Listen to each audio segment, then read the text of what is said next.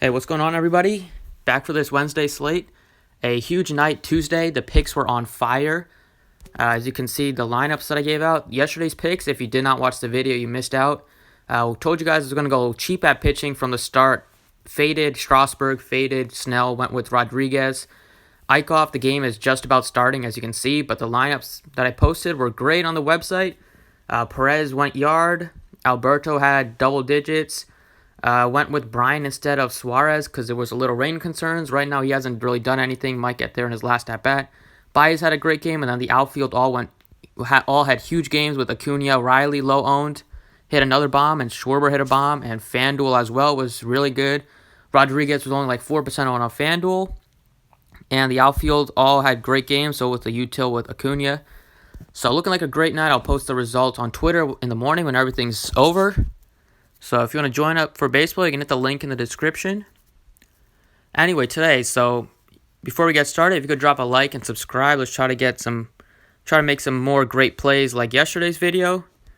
Today at pitcher, I really like Chris Sale at 10-6. His record is just really bad at 1-7, but records don't matter in DFS. He's really started to pitch like himself. He has 5 10-plus strikeout games at his last 6 games. He's throwing over 100 pitches.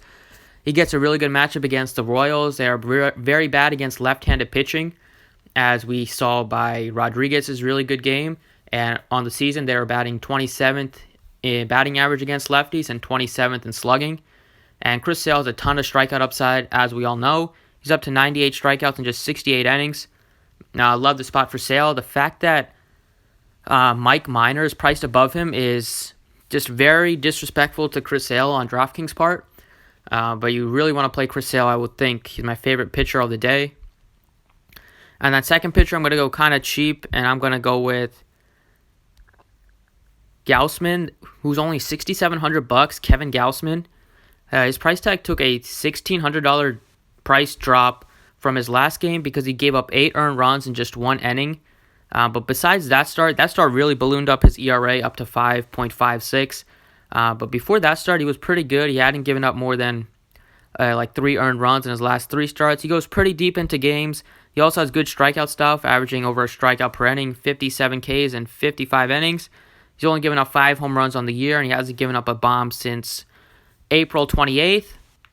He pitches, he makes quick work of things because he doesn't give up many hits either, but he also hasn't gone over 100 pitches or getting close to 100 pitches lately, but they let him go like over 80, 90.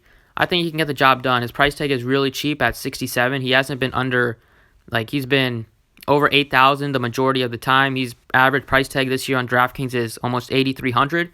So I like the spot for him. It's a ballpark upgrade going into Pittsburgh, and that lineup is decent, but there's not a ton of pop besides guys like Josh Bell in it. So I feel pretty good about Gausman here at 67. So today, the hard part is figuring out which bats you want to play. There's not a ton of appealing stacks today, besides the obvious one in the Astros. But if you want to get creative with them, if you want to get creative and fade them, it's kind of tough to figure out which other teams you really want to attack. I don't mind going with the Braves against Joe Musgrove. He hasn't been very good this year, but he also doesn't give up many home runs. He's only given up 5 home runs in 65 innings. So he's like an okay pitcher. I don't know why he's that cheap, but it just shows you how we don't have any gas can that we can just target against on this slate. Even a guy like John Means is only 5,800, but he's been good this year. He should be priced up. He only has a 2.8 ERA. He gets some decent strikeout stuff. And a lefty facing Texas. They've always struggled against lefties. I would not mind playing him in a GPP or something. And then I guess you could target some Reds against Hudson, some of the lefties. But he's been pretty good as of late too. So it's going to be kind of tough. I kind of like the Rays today a little bit. They're facing Spencer Turnbull. He's been decent this year, pretty good. But they get a big ballpark upgrade due to the Rays, and the wind is going to be blowing out. So I think they can be some home runs hit, especially for the lefties, for the Rays. And I like if this game plays, I like a few of the Giants righties against Vargas. And the Red Sox are probably going to be popular against Junis too. So let's start it off at first base, though. As soon as I plug in my other pitcher, Gausman. All right, at first base, I really like Ji-Man Choi. He's only $3,800 against Turnbull. We'll show you the numbers for him. He has good numbers against right-handed pitching, and Turnbull's Achilles heel has been lefties since this season especially. So Turnbull this year he's given up a .414 slugging to lefties and a .267 batting average against, and 4 of his 6 home runs have come against lefties. He also does not strike out lefties very much. He only has a 15% K rate to lefties. So I feel pretty good about Ji-Man Choi here, and his xFIP is 5.47 against lefties. Is Turnbull, so I really like the couple lefties that the Rays have, and Choi has some power. He has no pop against left-handed pitching, but he has pretty good pop against righties. This season he's hitting .274 against right-handed pitching. All 5 of his home runs have come against righties, and gives him a 193 ISO. And for his career, he has a .252 average and a .224 ISO. So I feel really good about Choi. He's very cheap at just $3,800. Next up at third base, I like Matt Carpenter.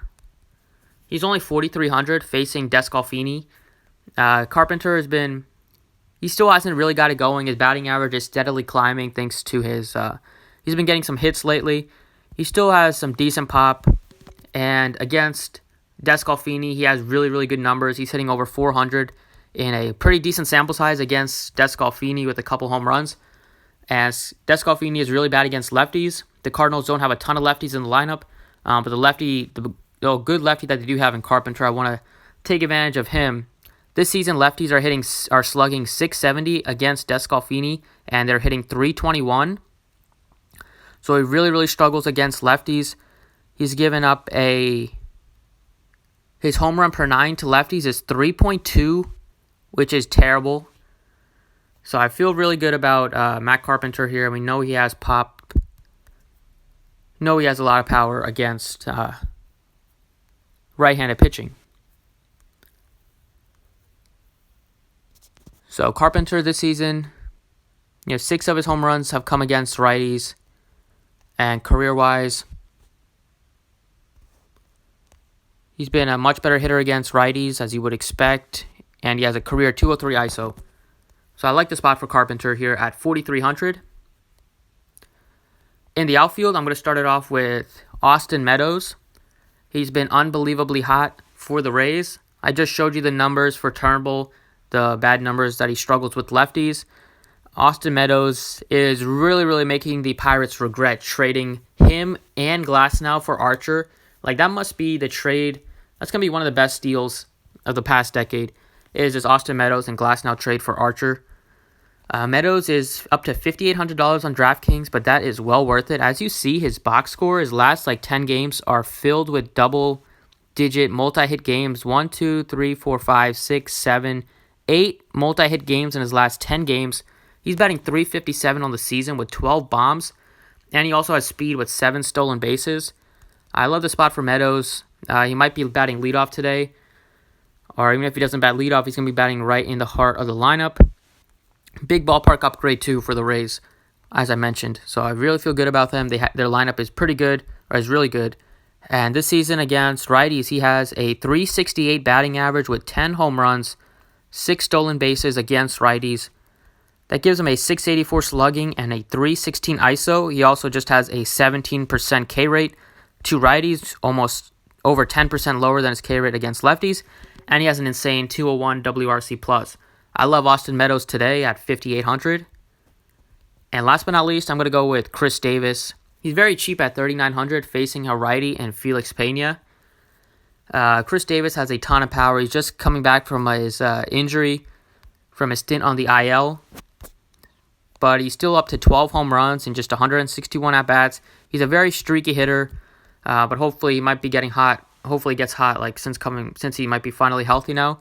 We know he's a massive reverse splits guy, and he's very cheap. On getting him under $4,000 is a very good bargain, because he has the potential to hit double dong upside. He's done that many, many times over the course of his career. This season he hasn't really been reverse splits. He's been good against lefties, which is surprising. But his ISO against righties is 176. 2018, he was reverse splits and massive. He had 37 home runs against right-handed pitching, a 315 ISO. So hopefully I'm expecting these numbers to go back to normal, because for his entire career he's been a reverse splits hitter. But he has a 269 ISO against right-handed pitching, and his batting average is 13 points higher against righties for his career. So it actually does have power to both sides. But the fact that he's facing a righty does not hurt. I like this spot for Chris Davis a lot at just $3,900. So there you have it. Those are the picks that I like. We also have NBA today. I posted my video for that. Thanks for watching. I appreciate it. You can check out the website, links in the description, and follow me on Twitter at the DFS process, and go